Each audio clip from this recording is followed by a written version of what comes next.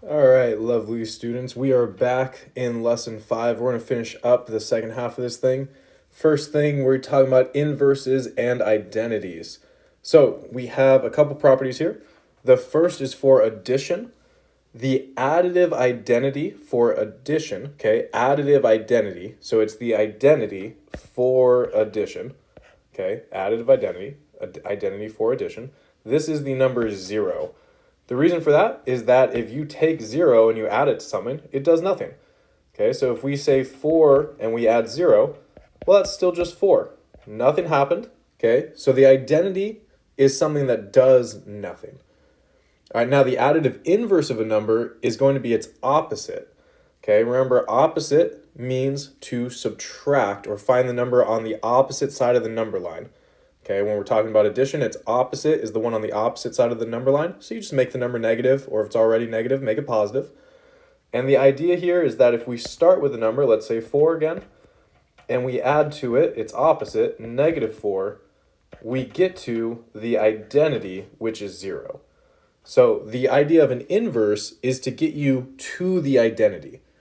Okay, so the identity for addition is 0, and the inverse, the additive inverse of a number is its opposite, because that's what takes you to 0 when you're at that original number.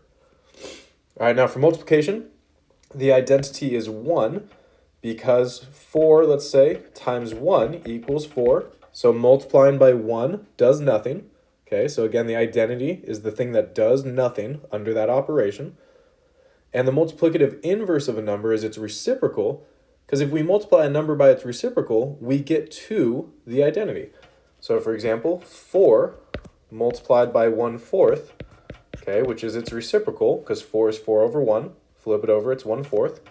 This is going to equal 1, because the 4 on top will cancel the 4 on bottom, and we're just left with that multiplicative identity, which again is 1. So we're going to fill in this table. It's going to be real quick and easy. Okay, the number we start with is 18. Its additive inverse is negative 18. Its multiplicative inverse is the reciprocal of it, so that is 1 over 18. All right, no tricks here. The rest of the table is the same deal. So go ahead, try to pause the video, fill them in on your own. But otherwise, I'm going to continue right now. If we have negative 9, the additive inverse is positive 9, and the multiplicative inverse is 1 over negative 9. Notice that negative sign stays on there. 3/4, its additive inverse is negative 3/4, and its multiplicative inverse is positive 4 over 3.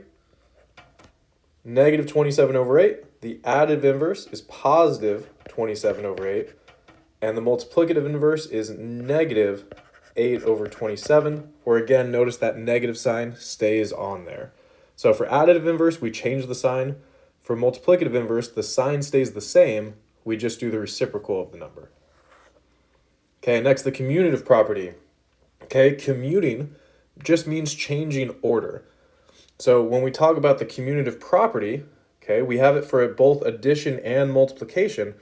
All it says is that if you change the order you do things in, you get the same thing. So for example, 3 plus 4 is 7, and 4 plus 3 is also 7. So switching the order there, 3 and 4 compared to 4 and 3, same thing. Same for multiplication, 3 times 4 is 12, and if we do 4 times 3, still 12. So again, switching the order of operations there does not change anything. Okay, so commutative property allows you to change the order. This, by the way, does not work for subtraction or division. Okay, so only for addition and multiplication. All right, let's look at the table. We're just going to apply this property. 2 plus 6 is the same as 6 plus 2. Notice I'm not saying that it's equal to 8. Even though that's true, we're just trying to apply the property of changing the numbers around, switching the order. X plus negative 8 is the same as negative 8 plus x. Notice I have that negative 8 in parentheses. That way I'm doing addition, okay? It is not true, okay? It is not true to say that x minus 8 equals 8 minus x. Okay, again, not true, because then the negative sign is changing which part it's on. Okay, so x minus 8, the negative's on the 8, but 8 minus x, the negative's on the x. We changed the problem fundamentally there. So we cannot do this property. The commutative property does not apply for subtraction. But if you put the negative in parentheses around the 8 and you put an addition symbol in the middle, then it works still, because then we're doing addition. All right, next one, 7 plus c plus 9c. We're going to put the 9c in front and then plus, and that whole set of parentheses is one piece. So 9c plus, and then parentheses, 7 plus c. Okay, next one, negative 8 times 9x. Okay, we can put the 9x in front and put the negative 8 in the back. Notice I tacked on a set of parentheses. That way it doesn't look like 9x minus 8. Okay, when I put the negative sign in between them like that, I need the parentheses to make sure I still know it's multiplication. Okay, and then last one, we have 2 multiplied by negative 7. Again, notice the parentheses around the negative 7. And this was originally times y, so instead, I'm going to go ahead and put the y in front. Okay, so all I did was move the y to the front because we had multiplication there, so I can change the order around. You might have noticed that there was more changes I could have made using the commutative property, but I was just doing the one that was most obvious to me. So this property can be used a lot of times. It's not always just one and done. Okay, the associative property, think who you associate with, that's like your friends, okay? You might be in a group with your friends, the people you associate with. So the associative property just allows us to change the grouping of whatever we're looking at. So again, this works for addition and multiplication, where if we have, for instance, 3 plus 4 in parentheses, that's 7. And then if I add 2, well, 7 plus 2 is 9. This is the same thing as doing 3 by itself plus 4 plus 2. Where the 4 plus 2 in the back, we would do first because it's in parentheses, that's 6. And then we add the 3 and we get to 9 again. So in both cases we get to 9, we just grouped them a little bit differently. And again, the exact same holds for multiplication. Let's go ahead and regroup things down here in the table. So if we have 2 plus negative 9, and then we add 5, that's the same thing as doing 2 by itself, and then adding to it negative 9 plus 5 in parentheses. Okay, whether we do the 2 first with the negative 9, or we do the negative 9 and the 5 first, we're going to get to the same place because it's all addition. Okay, next one, 3 plus, parentheses 5 plus 7. We can put those parentheses around the 3 and the 5 instead, and then add the 7. For multiplication, instead of doing 2 times 7 first, we can do the 2 in front and have the 7 multiplied by the negative y first instead. Again, notice I put that negative y in parentheses to make it clear that it's not subtraction there, it's a negative y. Okay, next one, we have 8 and then parentheses negative 9x. Well, I can do 8 multiplied by negative 9. Notice the parentheses around the negative 9. And then multiplied by x. That works. All right, and then the last one, there's a few different ways we can do this here. We have negative 9 times x, and we have 5 times z. What I'm going to do is write these in the same order, okay? But I'm going to put the x times 5 in parentheses, and then I'm going to leave the z and the 9 separate. So the negative 9 I left out of the parentheses in the front, the z I left out of parentheses in the back, but still all 4 things are multiplied together. I'm just doing the 5 times the x first. All right, now properties of 0. This is my favorite page because I think it's the easiest, but it's also kind of confusing to understand at the same time. Okay, so the first one, multiplication by 0. Usually this is no problem. The product of any real number a and 0 is 0. So for example, 3 times 0 equals 0, 0 times 7 equals 0. Anything you multiply by 0 just becomes 0. But division by 0 is a little bit harder to understand, and that's why we call it being undefined, as you're going to see in that next bullet, because it's not that we don't understand it, it's just it doesn't make a lot of sense. Okay, so anytime we divide a real number by 0, we're going to say that it is undefined, meaning we don't really have an answer for it. So for example, if I hire you to do a job for $500 and I'm going to pay you by check, if I pay you with one check, cool, that check has $500 on it. If I pay you with 2 checks, each check has $250 on it. But if I pay you with 0 checks, how much, how much is on the, wait, but there's not even a check. So there's nothing on it, but you're still supposed to get $500. So what, see how your brain, like, it breaks, right? Try to pay someone money, but using 0 checks. It doesn't work, okay? So we call it being undefined because it kind of breaks our concept of division, because division says we're splitting things into groups. But how do you split things into 0 groups? Like, you have to have some number of groups, right? All right, so when we talk about division by 0, we just straight up say it's undefined. This, in the table, all we're going to do is put an x in either the 0 box or the undefined box. Okay, if we have 0 over 36, this is the same thing as 1 over 36 multiplied by 0, because the 0 would end up multiplying by the 1 on top. And so multiplication by 0 is just 0. Next one, same thing. 0 times 1/2 would be 0 over 2, which again is just 0. The one after that, though, 2 over 0, this is 2 divided by 0, if we write it with the division symbol. That is undefined. We don't know how to split 2 into 0 groups. And the last one, 17 over 5 divided by 0. I put a fraction here in the front just to make it seem a little bit more complicated. But the fact that we're dividing by 0, it does not matter what the thing in front was. This is undefined no matter what, because we're dividing by 0. Okay, now the biggest property in our class, I would say, is this distributive property. So what this is going to allow us to do is to remove parentheses so we can simplify expressions. So the rule is that if you have A and then parentheses B plus C, we distribute, okay, so distributive property, we distribute that A to the B and to the C.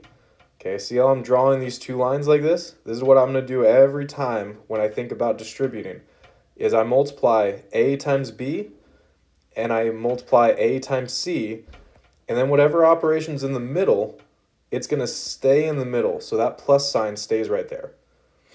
For the next one, when I do A times B minus A times C, notice I distribute the A to the B and to the C, but then that negative sign in the middle stays in between the 2 operations.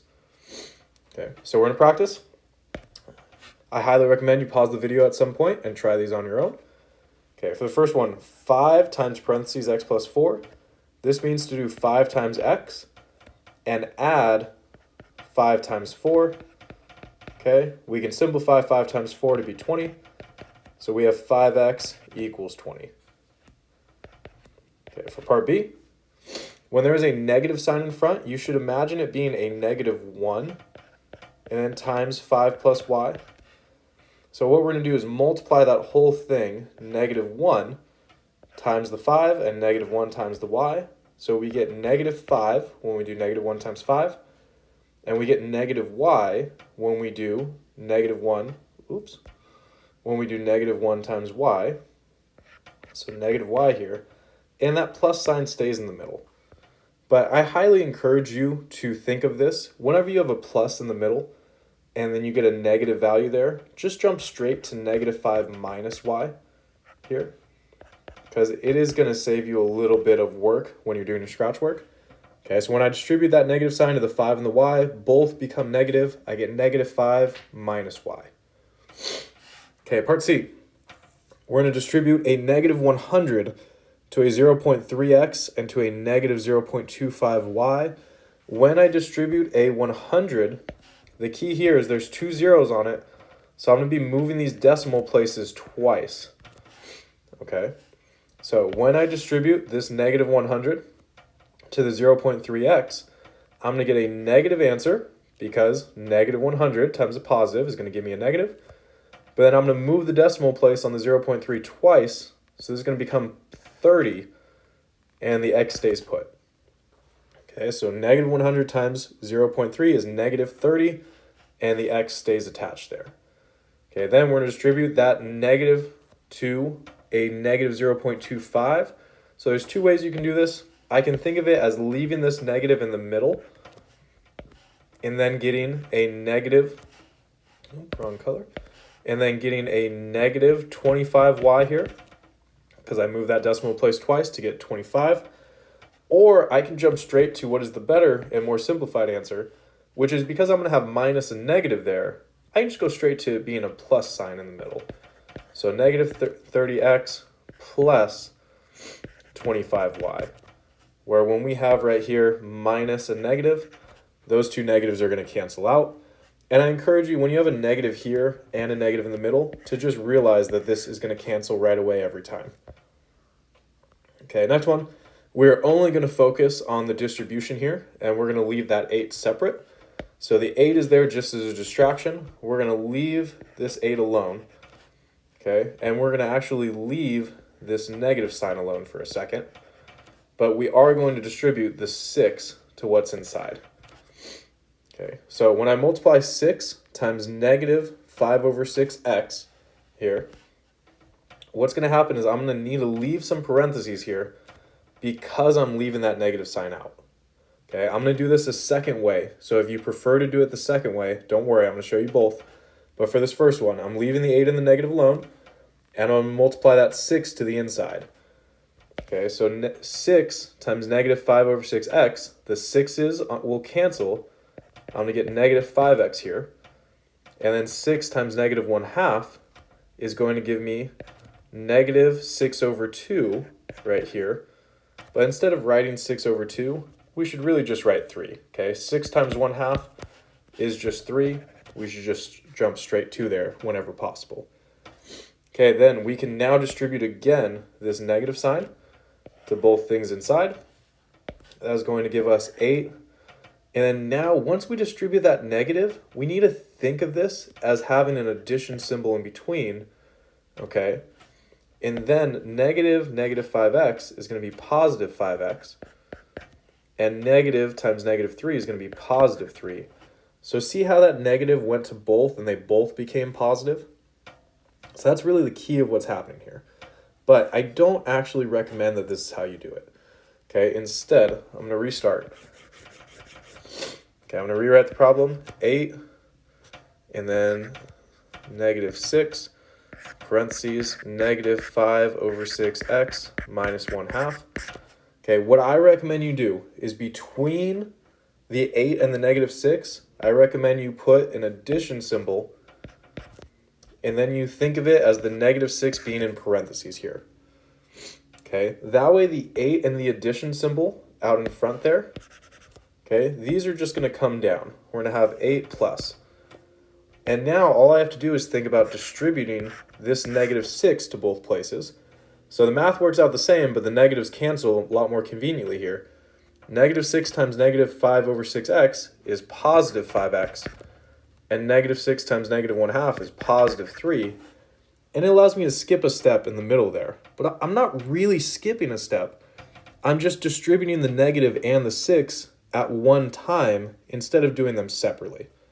Okay, so I highly recommend whenever you have this situation here where you have 8 minus a 6 and the 6 is up against parentheses, is instead think of it as plus a negative 6 there. Okay, again, plus a negative 6 and then distribute that negative 6. All right, so now a couple applications and then we're done with this lesson. Kyle, who is my little brother, does not take great care of his teeth. So he had to have 5 fillings done at the dentist. Each filling cost $80, and his dental insurance required him to pay 1/20th of the cost as a copay. So we're going to go ahead and calculate Kyle's copay. All right, so the reason this is in this application section, like in this lesson, is because we're actually going to write it, not step by step, but we're going to write this as one equation all at once. Okay, so what I'm going to do is I'm going to define Kyle's copay. Okay, right here, Kyle's total copay. I'm going to call this y. Okay, and what we're going to do is we're going to write an equation that represents y based on our description.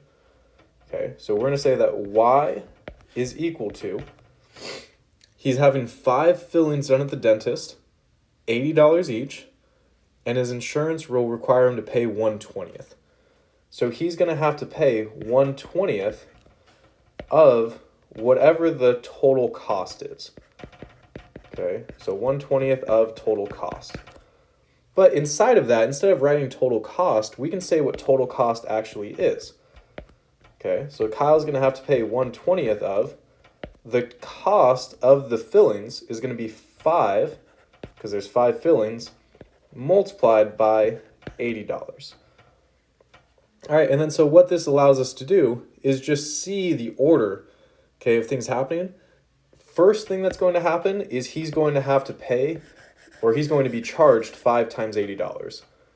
Then the insurance will pay this, but the insurance is going to give him a bill for 1/20th of whatever 5 times 80 was. Okay, so now, what's nice and why this is again is in this lesson is we don't have to multiply 5 times 80 first.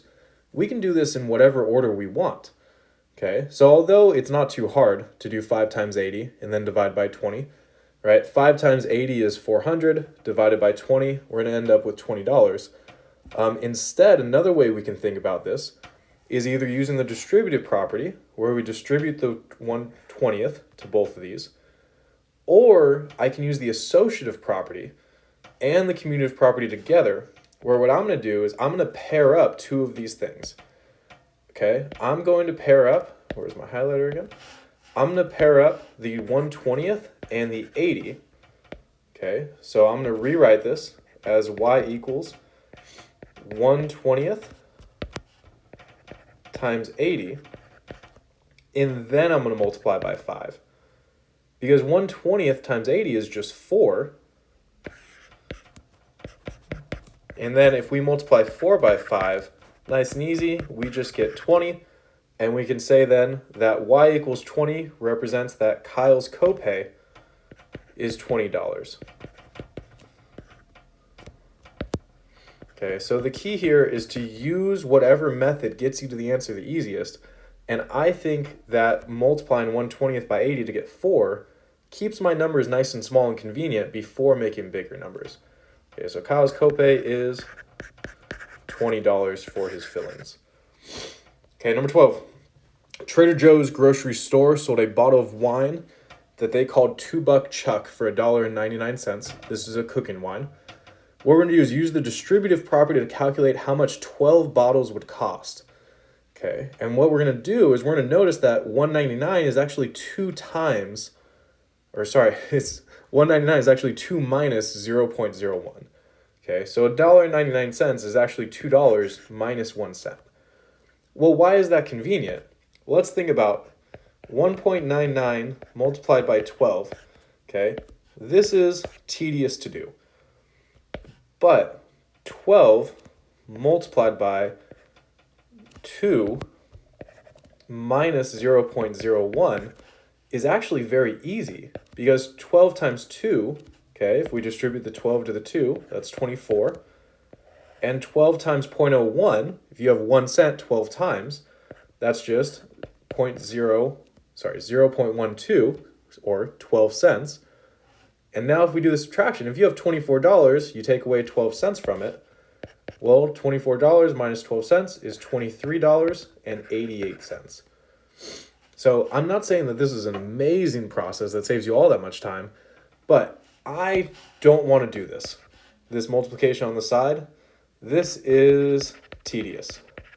Okay, whereas in my head, I can do 12 times 2 to get 24, and then just subtract 12 cents from that. Much easier to do in your head. Okay, so we can then say 12 bottles costs $23.88. Where please always remember in this class, if the question is in words and gives you context, then your answer should be words and with context. All right, friends, that's where I'm going to leave you. This